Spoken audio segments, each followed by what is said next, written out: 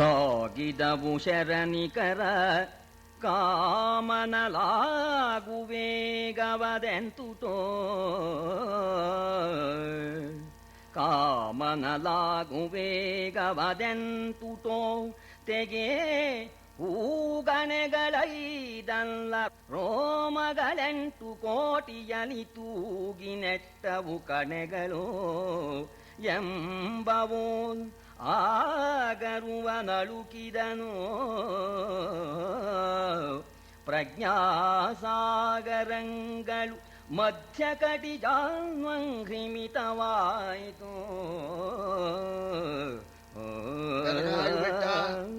ದೇವವಧು ಬಂದಿದ್ದಾಳೆ ಅಂತ ಬೆರಗಾದ ಧೀರತನ ಬಿದ್ದೋಯ್ತು ಅಂತ ವಿಕಾರಹೇತೌ ಸತಿ ವಿಕ್ರಿಯಂತೆ ಯೇಷಾಂ ನ ಚೇತಾಂಸಿ ಸೈವ ಧೀರಾಹ ಅಂತ ವಿಕಾರಕ್ಕೆ ಕಾರಣ ಇದ್ದು ಕೂಡ ಮನಸ್ಸು ವಿಕಾರ ಹೊಂದದೇ ಇದ್ರೆ ಅವರನ್ನ ಧೀರರು ಅಂತನ್ಬೇಕು.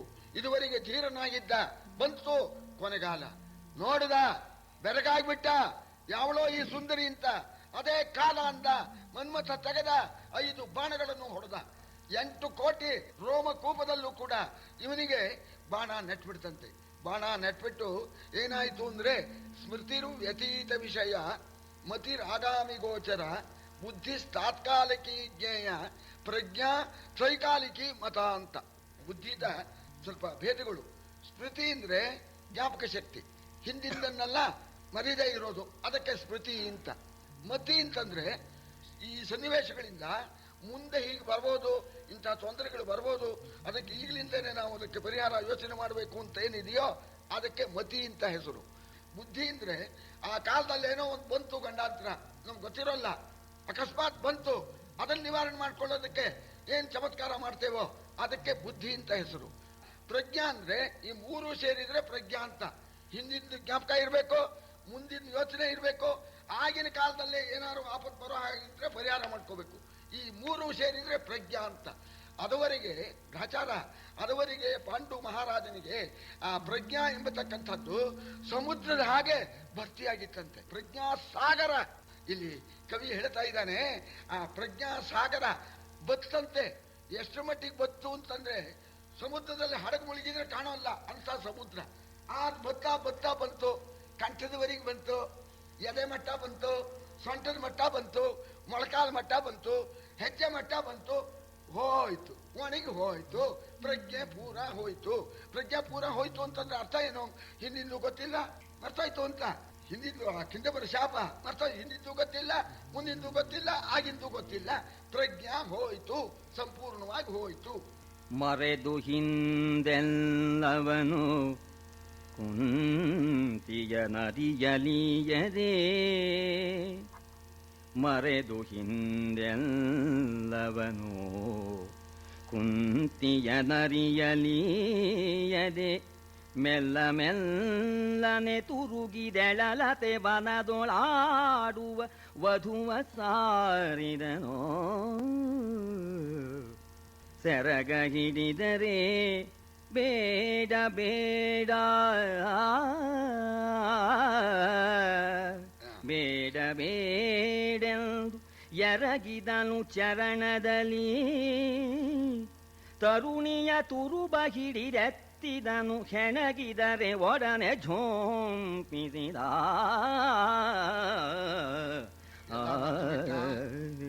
ಮಾತ್ರಿಯಲ್ಲಿ ವ್ಯಾಮೋಹ ಉಂಟಾಯ್ತು. ಕುಂತಿಗೆ ಗೊತ್ತಾದ್ರೆ ಅವಕಾಶ ಕೊಡೋದಿಲ್ಲ ಅಂತ ಮೆಲ್ಲಗೆ ಕುಂತಿಗೆ ಗೊತ್ತಾಗದಂತೆ ಬಂದಿದ್ದಾನೆ. ಎಳೆ ಬಳ್ಳಿಗಳೊಡನೆ ಆ ಲತಾಗಿರಲಲ್ಲಿ ಆಡ್ತಾ ಇದ್ದಾಳೆ. ಸೀದಾ ಹೋಗಿ ಆ ಮಾತ್ರಿ ಸೆರಗಿ ಹಿಡ್ಕೊಳ್ಳೋಣ ನೋಡಿದ್ಲು. ಆಯ್ತು, ವಿಕಾರಕ್ಕೆ ಒಳಪಟ್ಬಿಟ್ಟ ಮಹಾರಾಜ ಅಂತ. ಆಗ ಬೇಡ ಬೇಡ ಮರ್ತು ಬಿಟ್ಟಿದ್ದೀರಾ, ಬೇಡ ಅಂತ ಕೈ ಮುಗಿತಾ ಇದ್ದಾಳೆ. ಇವ ಕಾಲಿಗೆ ಬೀಳ್ತಾ ಇದ್ದಾನೆ. ಮಾತ್ರಿ ನಿನ್ನ ಕಾಲಿಗೆ ಬೀಳ್ತೇನೆ ಅಂತ, ಬಿಟ್ಬೇಡ ಬೇಡ ಅಂತ ಅಂದ್ರೂ ಕೂಡ ಸರಿ ಕಾಲಿಗೆ ನಮಸ್ಕಾರ ಮಾಡ್ತಾ ಮುಂದಕ್ಕೆ ನುಗ್ಬಿಟ್ಟ. ಅವಳು ತಪ್ಪಿಸ್ಕೊಳ್ಳೋಕೆ ಹೋದ್ರೆ ಅವಳನ್ನ ಬಲವಾಗಿ ಹಿಡಿದು ಬಿಟ್ಟಿದ್ದಾನೆ. ಬಲವಾಗಿ ಹಿಡಿದು ಎಳೆಯೋಣ, ಆ ಪುರುಷನ ಬಲ ಸ್ತ್ರೀಗೆ ಎಲ್ಲಿ ಬರುತ್ತೆ, ಬಲವಾಗಿ ಹಿಡಿದು ಎಳೆದು ಬಿಟ್ಟಂತೆ, ಬಗ್ಗಿಸಿದ ತನ್ನ ಕಡೆ ಎಳ್ಕೊಳ್ಳೋಣ.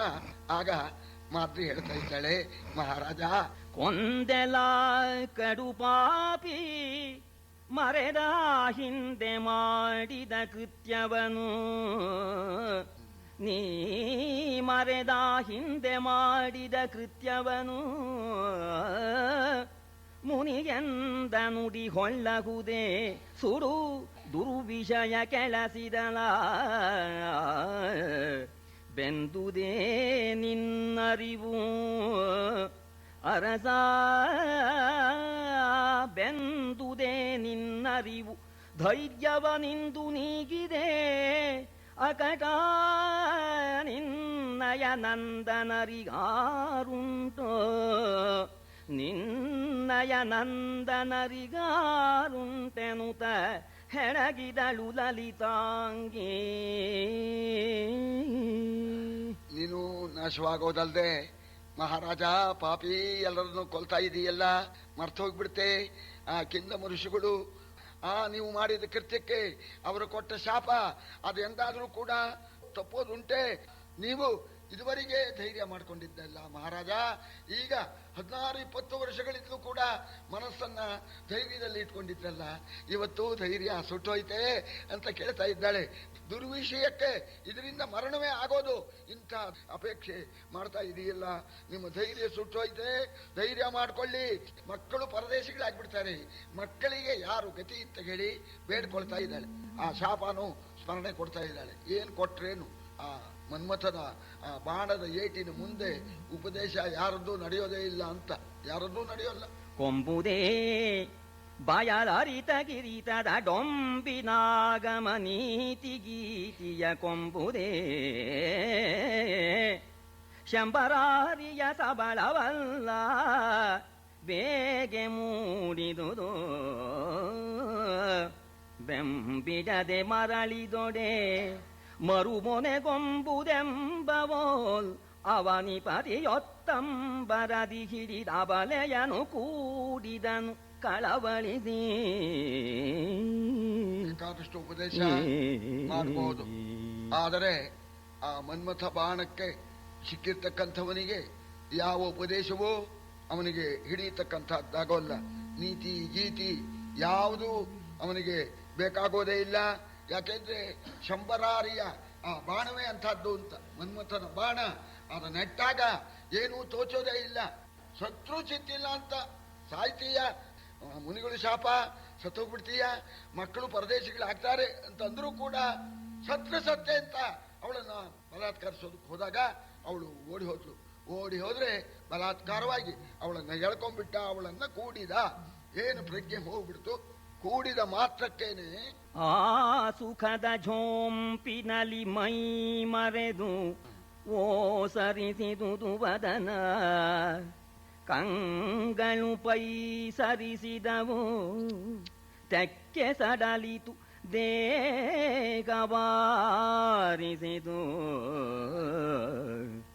ಸೋಸಿದುದು ನಿಟ್ಟುಸುರು ಸೋಸಿದುದು ನಿಟ್ಟುಸುರು ರಾಣಿ ವಾಸದುರದಲ್ಲಿ ಕದಪನಿಟ್ಟು ರಾಣಿ ವಾಸದುರದಲ್ಲಿ ಕದಪನಿಟ್ಟು ಮಹೀಶನೊರಗಿದ ಕದನ ಕಂಡಳು ಮಹೀಶನೊರಗಿದ ಹದನ ಕಂಡಳು ಕಾಂತೆ ಭೀತಿಯಲಿ ಮರಣ ಅಂತ ಆ ಸುಖದ ಒಂದು ಝೋಂಪು ಏನೋ ಒಂದು ಕ್ಷಣ, ಅಷ್ಟರಲ್ಲಿ ಮೈ ಮರ್ತ ಮೂರ್ಛೆ ಬಂದಾಗಾಯ್ತು. ಕಣ್ಣುಗಳು ಒಳ ಸೇರ್ತು, ಆ ಕಣ್ಣುಗಳ ಗುಡ್ಡೆ ಒಳಗೆ ಸೇರ್ಬಿಡ್ತು. ಬಲಾತ್ಕಾರದಿಂದ ಆಲಿಂಗನೆ ಮಾಡ್ಕೊಂಡಿದ್ನಲ್ಲ, ಇವನಲ್ಲಿ ಜೀವ ಇದ್ರೆ ತಾನೆ ಆ ಆಲಿಂಗನಕ್ಕೆ ಬಲ ಇರೋದು. ಸಡ್ಲವಾಗಿ ಹೋಗ್ಬಿಡ್ತು, ತಕ್ಕೆ ಸಡಿಲವಾಯ್ತು, ಮೈ ಭಾರವಾಯ್ಬಿಡ್ತು. ಉಸಿರಿದೆಯಲ್ಲ ಪ್ರಾಣವಾಯು ಪಾಂಡವಿನ ದೇಹವನ್ನು ಬಿಟ್ಟು ಹೊರಟೋಗಿ ಹೋಗೇ ಬಿಡ್ತು. ಉಸಿರು ಸೂಸಿದುದು ದೇಹದಿಂದ ಪ್ರಾಣವಾಯು ಹೋಗ್ಬಿಡ್ತು. ದಪ್ಪನೆ ಆ ಮಾದ್ರಿಯ ಆ ಎದೆ ಮೇಲೆ ಕೆನ್ನೆಯನ್ನು ಇಟ್ಟು ದಪ್ಪನೆ ಬಿದ್ದುಬಿಟ್ಟಿದ್ದಾನೆ. ಪಂಚತ್ವವನ್ನ ಪಡೆದು ಬಿಟ್ಟ. ಪಂಚಬಾಣ ಪಂಚತ್ವವನ್ನು ಉಂಟು ಮಾಡ. ಪಂಚತ್ವ ಅಂದ್ರೆ ಮಾರಣ. ಪಂಚಬಾಣ ಪಂಚತ್ವದಿಂದ ಕೂಡಿದೆಯೋ ಇಲ್ವಾ? ಅದರಿಂದ ಪಂಚತ್ವವನ್ನ ಕೂಡಿಸ್ಬಿಡ್ತು. ನೋಡಿದ್ಲು, ಮಹಾರಾಜ ಅಂತಾಳೆ. ಎಲ್ಲಿದ್ದಾನೆ? ಹೋಗಿ ಆಗಿ ಹೋಯ್ತು. ಮಹಾರಾಜ ಅಂತಾಳೆ, ಮಹಾರಾಜನು ಇಲ್ಲ, ಯಾರು ಇಲ್ಲ. ಆಗ ಅಕಟ ಪಾಂಡು ಮಹೀಷ ವಿಷಕನ್ನಿಕೆಯ ನೆನ್ನನು ಮುಟ್ಟಿದೈ, ವಿಷಕನ್ನಿಕೆಯ ನೆನ್ನನು ಮುಟ್ಟಿದೈ. ಬೇಡ ಅಕಟ ಕೆಡಿಸದಿರೆನ್ನೆನೆ, ಕೆಡಿಸದಿರು ಎನ್ನೆನೆ ತಾನು ಅರಿಯನೇ ಖದನ. ಪ್ರಕಟ ಕುರುಕುಲ ತಿಲಕರ ಈ ಬಾಲಕರ ನಾರಿಗೆ ಕೊಟ್ಟೆ ಅರಸ. ಪ್ರಕಟ ಕುರುಕುಲ ತಿಲಕರಿ ಬಾಲಕರ ನಾರಿಗೆ ಕೊಟ್ಟೆ, ತನ್ನೊಡನ ಕಟ ಮುನಿದೈ ಮಾತನಾಡು, ತನ್ನೊಡನ ಕಟ ಮುನಿದೈ ಮಾತನಾಡೆಂದು ಮೊರಲಿದಳು ಮಾದ್ನೇ. ಪಾಂಡು ಮಹಾರಾಜ, ಬೇಡ, ನಾನು ವಿಷಕನ್ನಿಕೆ, ನಾನು ಮುಟ್ಬೇಡಿ, ಆ ವಿಷ ವ್ಯಾಪಿಸುತ್ತೆ, ನೀವು ಸತ್ತೋಗ್ಬಿಡ್ತೀರಿ ಅಂತ ಪ್ರಾರ್ಥನೆ ಮಾಡಿದ್ರು. ಬೇಡಿಕೊಂಡ್ರು ಕೂಡ ನೀವು ಕೇಳಲಿಲ್ವಲ್ಲ. ನಿಮಗೂ ಗೊತ್ತಿತ್ತು ಕೂಡ ಮರೆತು ಬಿಟ್ರ. ನಾನು ಪ್ರಾರ್ಥನೆ ಮಾಡಿದ್ರು ನೀವು ಕೇಳಲಿಲ್ಲ. ಆಯ್ತು, ಈ ಗುರುಕುಲ ತಿಲಕರು ಇವರು ಬೆಳೆಯೋರು ಹೇಗೆ? ಈ ಮಕ್ಕಳು ಪರದೇಶಿಗಳು, ಇವರನ್ನ ಯಾರಿಗೆ ಕೊಟ್ಟಿದ್ದೀರಿ ಒಂದ್ಸಲ ಹೇಳಿ, ಮಾತಾಡಿ ಅಂತ ಇದ್ದಾಳೆ. ಮಾತಾಡೋಕೆಲ್ಲಿದೆ? ಪ್ರಾಣ ಹೋಗ ಆಗಿದೆ. ಮಾತಾಡಿ, ನನ್ನ ಮೇಲೆ ಕೋಪನೇ, ನಾನು ನಿಮ್ಗೆ ಅನುಕೂಲ ಆಗಲಿಲ್ಲ ಅಂತ ಕೋಪನೇ. ಕೋಪ ಮಾಡ್ಬಿಡಿ ಮಹಾರಾಜ, ಒಂದ್ಸಲ ಪ್ರೀತಿಯಿಂದ ಮಾತಾಡಿ ಅಂತ ಹೇಳಿ ಕೊಳೆ ಅಂತ ಹೇಳ್ತಾ ಇದ್ದಾಳೆ. ಆ ಗೋಳು ಧ್ವನಿ ಕಿವಿಗೆ ಬಿತ್ತು. ಯಾರ? ಕುಂತಿದೇವಿಯ ಕಿವಿಗೆ ಆ ಅವಳ ಗೋಳು ಧ್ವನಿ ಕಿವಿಗೆ ಬಿತ್ತು. ಏನಿದೆತ್ತಣ ರಭಸ, ಏನಿದೆತ್ತಣ ರಭಸ, ಮಾದ್ರಿ ಮಾನಿನಿಯೋ ಹಾ ರಾಯನಾವೆಡೆ, ರಾಯನಾವೆಡೆ ಹಾನಿ ಹಿರಿದುಂಟು ಅರಿವೆನು ಅಂಗಸ್ಫುರಿತ ಶಕುನದಲ್ಲಿ.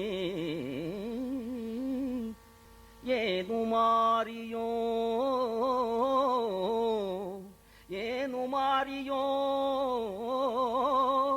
ಶಿವ ಶಿವ, ಏನು ಮಾರಿಯೋ ಶಿವ ಶಿವ ಎನ್ನುತ್ತ ಆನಿತಂಬಿನಿ ಗಾಢಗತಿಯಲಿ ಕಾನನದೊಳೈ ತಂದಳು ಅಕ್ಕೆಯ ಸರದ ಬಳಿ ಬಿಡಿದೋ. ಧ್ವನಿ ಕೇಳಿಸ್ತೋ, ಮಾದ್ರಿಯ ಧ್ವನಿ ಅಂತ ಗುರುತು ಆಯ್ತು. ಮಾದ್ರಿ ದೇವಿ ಬಡ್ಕೊಳ್ತಾ ಇದ್ದಾಳೆ. ಏನಾಯ್ತೋ ಏನೋ, ಮಹಾರಾಜರು ಎಲ್ಲೋ ಅಂತ ಆ ಕಾಲಕ್ಕೆ ಬಲಗಣ್ಣ ಎದುರ್ತಾ ಇದೆ, ದುಶ್ಶಕನ ಆಗ್ತಾ ಇದೆ. ಏನೋ ಬಂತು, ಏನೋ ಮಾರಿ ಬಂತು, ಎಲ್ಲೋ ಮಹಾರಾಜ ಎಲ್ಲೋ, ಮಾದ್ರಿ ದೇವಿ ಹೇಳ್ತಾ ಇದ್ದಾಳೆ ಅಂತ ಆ ಅಳೋ ಧ್ವನಿಯನ್ನೇನೆ ಆ ಗುರುತಿನ ಮೇಲೆ ಆ ಧ್ವನಿಯನ್ನ ಅನುಸರಿಸಿ ಬಂದಿದ್ದಾಳೆ. ಒಂದು ಲತಾಗ್ರಹ, ಆ ಲತಾಗ್ರಹದ ಒಳಗೆ ಅವಳು ಅಳ್ತಾ ಇದ್ದಾಳೆ. ಮಕ್ಕಳ ಸಮೇತ ಕುಂತಿದೇವಿ ಬರೋಣ. ಅಕ್ಕ, ಮಕ್ಕಳು ಅಲ್ಲೇ ಇರ್ಲಿ, ನೀನು ಒಬ್ಬಳೆ ಒಳಗ್ ಬಾ, ಮಹಾರಾಜರ ಸ್ಥಿತಿ ನೋಡು ಅಂತಂದ್ಲು. ಆಗ ಒಳಗೆ ಹೋದ್ಲು. ಬಿದ್ದ್ಬಿಟ್ಟಿದ್ದಾನೆ. ಆ ಕೂಡ್ಲೆ ಪಾಡದ ಮುಟ್ಟಿದ ಹೋದ, ಮೈ ಮೇಲೆ ಬಿದ್ದ್ಬಿಟ್ಟಿದ್ದಾನೆ. ಆದ್ರಿಂದ ಅವನು ಸರಿಯಾಗಿ ಸ್ಥಿತಿ ತಂದ್ಬಿಡ್ತಾನೆ. ಬಾಕಿ ಇವ್ರು ನೋಡ್ಬೇಕು. ಅದಕ್ಕೆ ಅಕ್ಕ ನೀನ್ ಒಬ್ಬಳೆ ಒಳಗ್ ಬಾ ಅಂತನ್ನೋಣ. ಒಳಗ್ ಹೋದ್ಲು, ನೋಡಿದ್ಲು. ಕಂಡಳವಳಿಬ್ಬರನು ದೊಪ್ಪನೆ ದಿಂಡು ಗೆಡೆದನು, ಕಂಡಳವರಿಬ್ಬರನು ದೊಪ್ಪನೆ ದಿಂಡು ಗೆಡೆದಳು. ಮೂರ್ಛೆಯಲಿ ಮರೆಗೊಂಡುದೆಚ್ಚರು ಮಾದ್ರಿಮಿಗೆ ಹಲು ಬಿದಳು ಗೋಳಿಡುದ. ಚೆಂದಿಗೆಗಳಲ್ಲಾಡೆ ಹರಿದರು ಪಾಂಡುನಂದನರೈವರು. ಈತನ ಕಂಡು ಎಂದು ಒರಲಿ ಹೊರಳಿದರು ಅವನಿವನ ಮೇಲೆ.